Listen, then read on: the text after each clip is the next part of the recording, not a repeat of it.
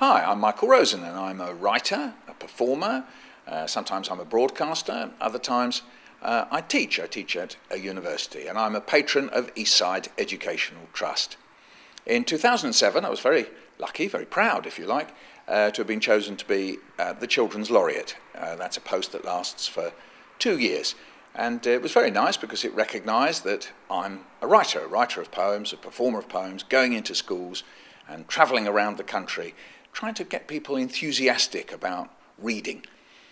If I think about how I got into writing, I must have been about 12 or 13, and I was reading monologues by a 19th century poet, Robert Browning, and I was very excited by this. The idea that you could write in somebody else's voice, you could pretend to be someone else. In a way, it's like acting onto the page. And when I think about that way I started, it makes me think anyone and everyone can be creative. If you like, it's almost like a bug inside of us. When you look through the lens, or if you pick up a pen and start drawing, that's a bit of you. And then you can look at it and say, well, what am I saying about myself? What am I saying about the world? What's my angle on things? So being creative is a way, if you like, of making things three-dimensional. And that's very important. I was lucky to see some work that Eastside do in a school called Sparrow Farm.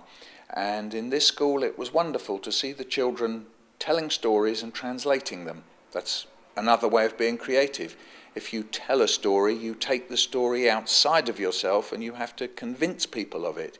So you have to think that through. And then if you're translating it, that's, again, very creative. You take something that's there and you literally translate it. You turn it into something else. And that was great to see that kind of work going on. So really, I suppose my message is anyone and everyone can be creative. All you've got to do is pick up something. It might be a camera, it might be a pen, it might be your own body to move it in a certain kind of a way. It might be making shadows on a wall. That's a way, if you like, of making art happen.